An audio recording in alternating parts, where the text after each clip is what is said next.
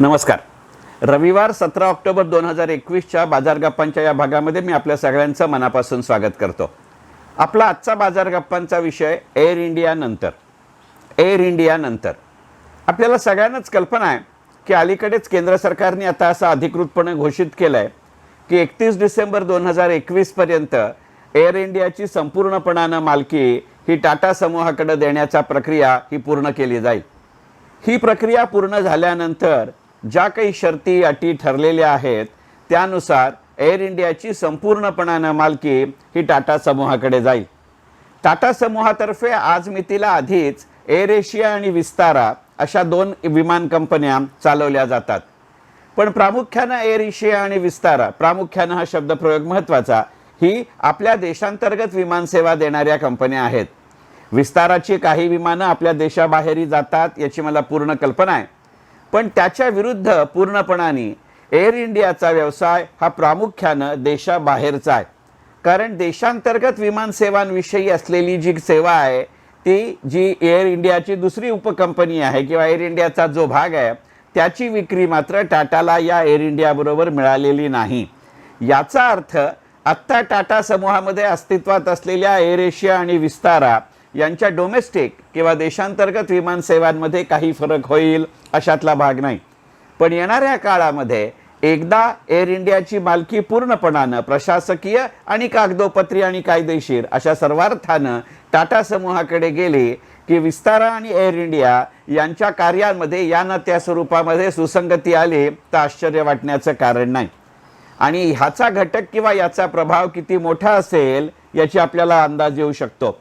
कारण अगदी अलीकडेच आत्ता आपल्या देशातल्या निदान देशांतर्गत विमानसेवांमध्ये आणि निदान छोट्या टप्प्याच्या देशाबाहेरच्या विमानसेवांमध्ये अग्रगण्य असलेली कंपनी इंडिगो, या इंडिगोनं आधीच आत्ता त्यांच्या एमडीनं अलीकडेच एका कार्यक्रमामध्ये असं जाहीर केलं की टाटा समूहाकडे एअर इंडिया जाणं याचा अर्थ मला एक तगडा प्रतिस्पर्धी निर्माण होईल.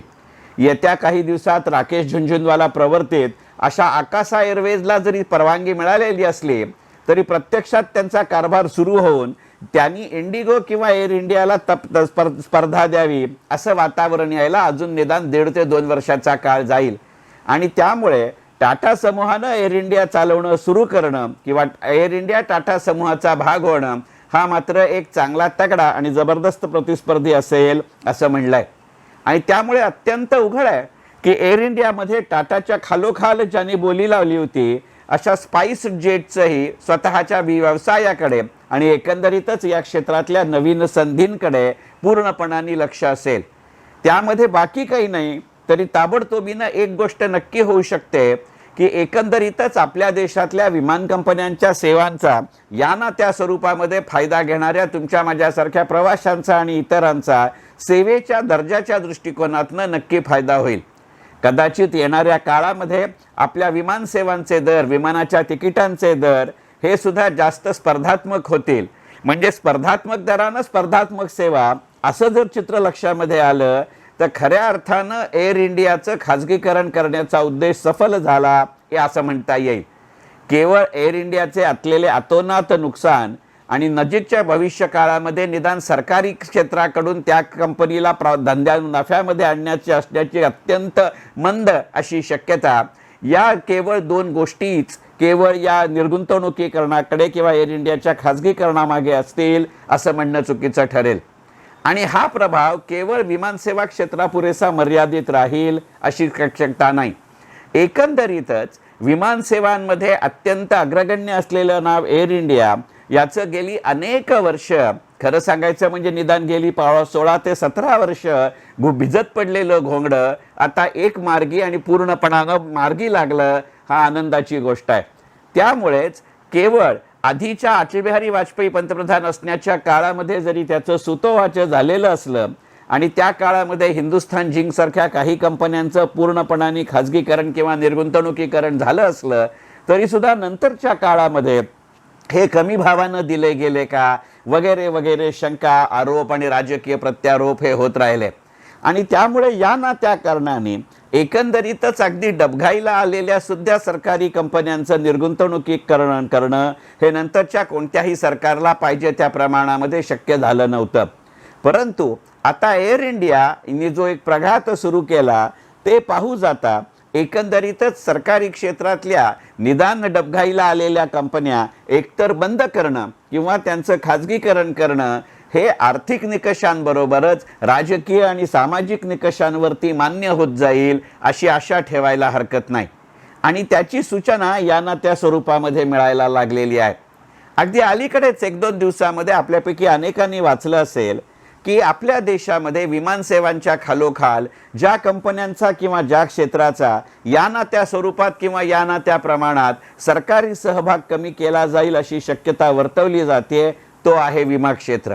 आणि या विमा क्षेत्राचा किंवा विमा उद्योगामध्येही आयुर्विम्याच्या पेक्षा सुद्धा सर्वसाधारण म्हणजे जनरल इन्शुरन्स कंपन्यांचं खाजगीकरण या ना त्या स्वरूपात होईल अशी चर्चा अगदी एअर इंडिया इतकी जुनी नसली तरी आपल्याकडे सुरू आहे. अगदी मोदी सरकार दुसऱ्यांदा सत्तारूढ झाल्यानंतर सुद्धा त्यानंतरच्या प्रत्येक अर्थसंकल्प किंवा अर्थसंकल्पीय चर्चेत कोणत्या तरी एका सरकारी सर्वसाधारण विमा कंपनी म्हणजे गव्हर्नमेंट जनरल इन्शुरन्स किंवा पब्लिक सेक्टरमधली जनरल इन्शुरन्स कंपनी यांचं खाजगीकरण केलं जाईल अशी चर्चा आहे. आणि गेल्या 2 दिवसात असं सांगण्यात आलं आहे की न्यू इंडिया ॲश्युरन्सचा जर अपवाद वगळला तर उरलेल्या ज्या 3 विमा कंपन्या आहेत, विशेषतः सर्वसाधारण विमा किंवा जनरल इन्शुरन्स सेक्टरमध्ये ज्या कंपन्या आहेत त्यांनी एकंदरीतच खर्चाचं प्रमाण कमी करायचं आणि दरडोई उत्पन्नाचं किंवा दर कर्मचाऱ्यामागे व्यवसायाचं प्रमाण वाढवायचं म्हणून त्यांच्या देशभर पसरलेल्या शाखांचं जाळं हे कमी करायला सुरुवात केलेली आहे.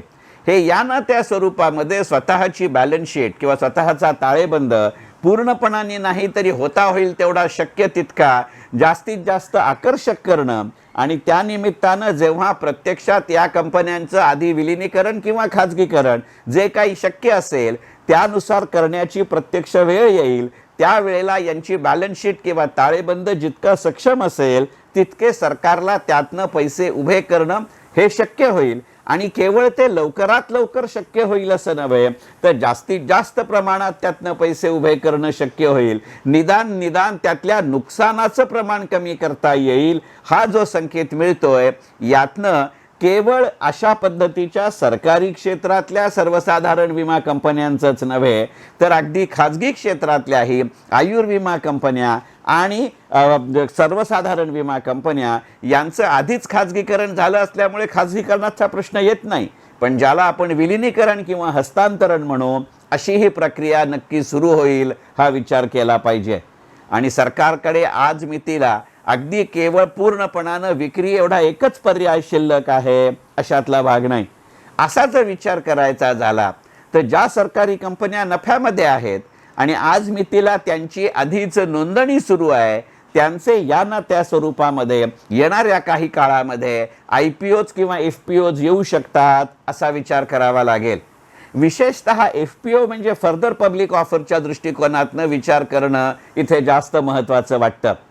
आज मितीला आपल्यापैकी अनेकांना कल्पना आहे की IRCTC, RailTel, CONCOR, BDL, BAML, BEL, HAL, Mazagon dock याच्या बरोबरीने coal India, oil, ONGC, BPCL, HPCL, power trading corporation, power grid corporation, LNG Petronet अशा अनेक सरकारी कंपन्या या ना त्या स्वरूपात आणि या ना त्या प्रमाणात आपल्या शेअर बाजारामध्ये नोंदणीकृत आहेत. त्यांची आर्थिक कामगिरी ही चांगली आहे. अशा कंपन्यांकडे येणाऱ्या काळामध्ये एक सर्वसामान्य गुंतवणूकदार म्हणून लक्ष देणं हे अत्यंत महत्त्वाचं ठरेल. असं लक्ष देणं 2 पद्धतीने लक्षात ठेवावं लागेल. एक तर आज मितीला त्यांची ज्या शेअर्समध्ये नोंदणी झालेली आहे त्यांचे असलेले बाजारभाव. IRCTC हे गणित इथे जरूर लक्षात घेण्याजोगं आहे. गेल्या आठवडाभरामध्ये IRCTCचे भाव ज्या प्रचंड वेगानं वाढले आहेत त्याचंच हे द्योतक आहे. म्हणजे आत्तापर्यंत 4,000 रुपयाच्या आसपास असलेला IRCTCचा शेअर जेव्हा एका आठवड्यामध्ये इतर कोणतीही कंपनी स्पेसिफिक अशी घोषणा झालेली नसताना फार तर त्यांनी प्रत्यक्षातल्या त्यांच्या स्प्लिट ऑफ शेअर्सची रेकॉर्ड डेट डिक्लेअर केली परंतु हे बाजारांनी आधीच गृहीत धरलेलं होतं. आणि त्यामुळे एकंदरीतच येणाऱ्या काळामध्ये अगदी मार्च 2022 नाही तर 1 एप्रिल 2022 पासून नव्यानं सुरू होणाऱ्या आर्थिक वर्षात IRCTCचा या ना त्या स्वरूपामध्ये further public offer further public offer किंवा FPO मी अशासाठी म्हणतोय की आधीच त्याची शेअर बाजारात नोंदणी आहे. त्यामुळे जेव्हा आता सरकार त्या कंपनीचे शेअर जर विक्रीला काढले तर तो IPO असणार नाही, तांत्रिकदृष्ट्या तो FPO असेल, म्हणून मी हा शब्द प्रयोग करतोय. मग अशी शक्यता केवळ IRCTC मध्येच असेल अशातला भाग नाही. कदाचित ही शक्यता कंटेनर कॉर्पोरेशन ऑफ इंडियामध्ये सुद्धा असू शकते. कारण तसंही एका अर्थानं करोनाचं सावट जसजसं दूर होत आहे तसतसं आपल्या देशातल्या अर्थकारणाचा वेग हा वाढायला लागलाय. आणि कंटेनर कॉर्पोरेशन ऑफ इंडिया, अगदी लोकप्रिय भाषेत सांगायचं तर कॉन्कॉर, ही कंपनी अशी आहे की एकंदरीतच आपल्या देशातल्या वाहतुकीचा फार मोठा भाग हा कॉन्कॉरच्या माध्यमातून होत असतो. मग एकंदरीतच जेवढं IRCTC मध्ये झालं त्या प्रमाणात जरी नाही तरी कंटेनर कॉर्पोरेशन ऑफ इंडिया सारख्या कंपन्या अशा दृष्टीनं बाजारभावाच्या दृष्टीनं किंवा त्यातल्या वाढीच्या दृष्टीनं आपण लक्षात ठेवू शकतो. केवळ हे कंटेनर कॉर्पोरेशन किंवा IRCTC अशा लॉजिस्टिक कंपन्यांमध्येच आहे शक्यता अशातला भाग नाही. गेल्या वर्षी म्हणजे कॅलेंडर वर्ष 2020 मध्ये आपल्या देशामध्ये अनंत कंपन्या प्रायमरी मार्केटमध्ये आल्या. त्यांनी जवळजवळ 32 ते 34 हजार कोटी रुपये आपल्या देशातनं उभे केले. पण या सगळ्या भाऊगर्दीमध्ये एकमेव सरकारी कंपनी होती माझगाव डॉक. आणि ती केवळ एकमेव होती हे त्याचं वैशिष्ट्य नाही आहे. परंतु गेल्या वर्षी आणि अगदी आत्ता 2021 मध्ये सुद्धा प्रायमरी मार्केटचा आपल्याला जो अनुभव आला तो असा आहे की कदाचित इश्यू प्राईसपेक्षा लिस्टिंग प्राईस किंवा लिस्टिंग व्हायच्या आठवड्यामध्ये त्यांचे बाजारभाव जरी स्थिर राहिले किंवा वाढीव राहिले तरी सुद्धा नंतरच्या काळात ते अनेकदा इश्यू प्राईसला किंवा अगदी त्याच्याही पेक्षा खालच्या पातळीवरती गेले. आणि बाजारभावामध्ये लक्षणीय वाढ किंवा लक्षणीय घट जरी झाली नाही तरी त्यांचे ट्रेडिंग व्हॉल्यूम्स किंवा त्याच्या उलाढालीचं आणि खरेदी विक्रीचं दैनंदिन प्रमाण हे मात्र पहिल्या एवढं चांगलं राहिलं नाही. या सगळ्या निकषांना असणारा सणसणीत अपवाद म्हणजे माझगाव डॉक. आणि एकंदरीतच ज्या पद्धतीनं आपण संरक्षण क्षेत्राकडे बघण्याचा आपला दृष्टिकोन सरकारी धोरण म्हणून बदलतोय हे पाहू जाता माझगाव डॉकचाही जर पुढच्या आर्थिक वर्षामध्ये नव्यानं FPO आला तर आश्चर्य वाटण्याचं कारण नाही. आणि मग असा जर डिफेन्स सेक्टरच्या बाबतीत विचार करायचा झाला, संरक्षण क्षेत्राबाबत विचार करायचा झाला तर माझगाव डॉकच्या बरोबरीनं Hindustan aeronautics limited, BDL, BEL अशाही कंपन्यांचा विचार करता येईल का असा विचार केला पाहिजे. अशा विविध क्षेत्रांचा विचार करायचा म्हणून बाजार गप्पांचा आजचा भाग एअर इंडिया नंतर असा आहे. असा जर विचार करायचा झाला तर एकंदरीतच तेल आणि ऊर्जा किंवा वीज यामध्ये जे फरक होत आहेत त्याचाही विचार करावा लागेल. केवळ कोळशाचं उत्पादन कमी होतंय किंवा त्याचा साठा कमी आहे अशाही दृष्टिकोनातनं कोल इंडिया महत्त्वाची कंपनी ठरते ही गोष्ट वेगळी.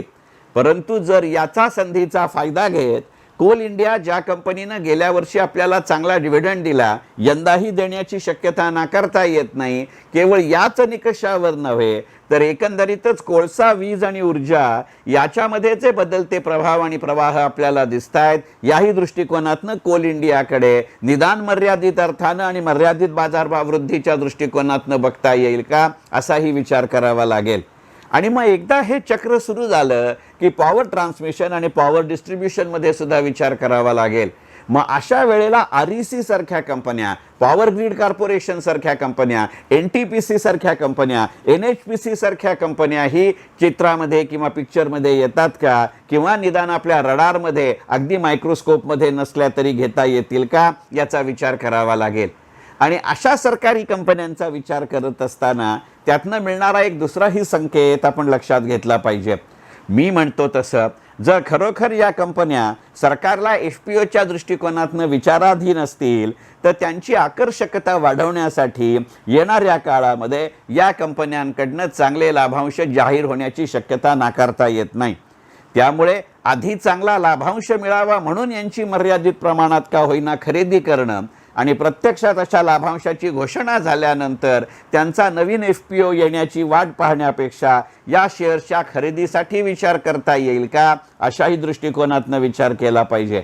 आणि सुदैवानं तोपर्यंत जर LICचा IPO होऊन गेला असेल तर एका वेगळ्या अर्थी आपल्याला गुंतवणुकीच्या नवीन संधी मिळतील का अशाही दृष्टिकोनातनं एअर इंडिया नंतर सरकारी कंपन्यांची आपल्या शेअर बाजारातली स्थिती अशा विचारार्थ मुद्दे आपल्या समोर मांडावेत. या दृष्टिकोनातनं बाजार गप्पांच्या आजच्या भागाचं शीर्षक होतं एअर इंडिया नंतर या मुद्द्यांविषयी आपलं पूर्णपणाने वेगळं मत जरूर असू शकतं, परंतु एकंदरीतच अशी महत्त्वाची घटना घडल्यानंतर त्याचे एकंदरीतच अर्थकारणावर आणि विशेषतः गुंतवणूक क्षेत्रावर होणारे विविधांगी परिणाम लक्षात घ्यावे, इतक्याच मर्यादित उद्देशानं बाजार गप्पांचा हा भाग एअर इंडिया नंतरच्या स्वरूपामध्ये आपल्यासमोर सादर केला. मनःपूर्वक धन्यवाद.